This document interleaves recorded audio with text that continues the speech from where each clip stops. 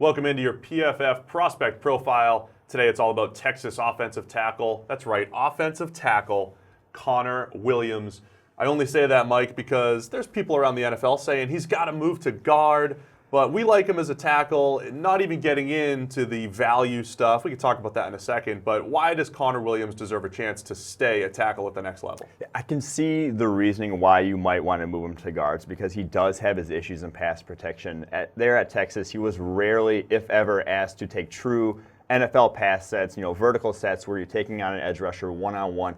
He just wasn't asked to do that much in the pass protecting schemes there. So from that perspective, he's going to have a little bit of a rocky transition. He's going to have to be taught to take those NFL pass sets.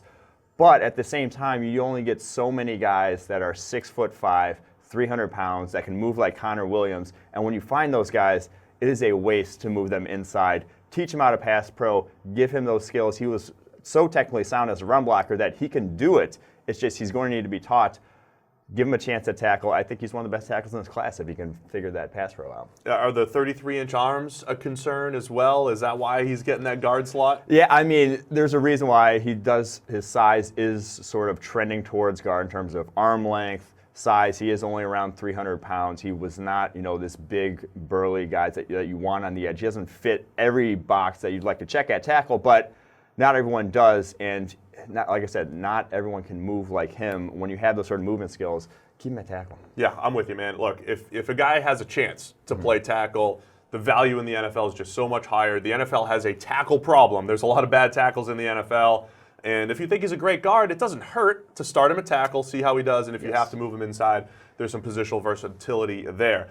Let's discuss his career, because I loved the fact that he stepped in as a true freshman, 2015, and had the best true freshman season we've seen in our 4 years of grading. Most tackles come in below average grades when you put them out there on the field as true freshmen. But he came in and was good in pass protection, but especially in the run game. He's powerful at the point of attack, and I just love the way he goes and attacks linebackers at the second level. He's been really fun to watch for 3 years. That's the biggest thing. His technique in the run game is incredible at this moment. Like, he is so NFL ready from that perspective. He locates, like you said, linebackers at the second level. He destroys them, even though he is, a little bit undersized. NFL linebackers today are also undersized. You want a quicker offensive tackle who can go find those guys. He can do that as well as any tackle in this class.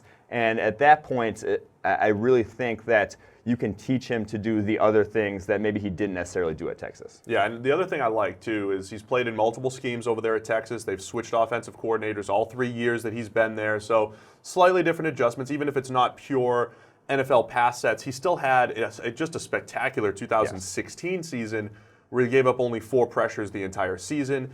The big question mark, though, now is 2017, because he comes out early in the year, has a rough game against Maryland, week 1, and just doesn't look like the same player early in the season. Then he gets injured, comes back from injury. So there are some question marks between the injury and a step back in performance in 2017. Yeah, there's this notable hitch when he is asked to take some pass sets there. He's not good coming out of his stance. It just is ugly. Like you said, the ugly reps against Maryland, comes back, injury, some more ugly reps late in the year. If you were to come out a season ago, though, you're talking about a guy who was probably a top 10 pick that year.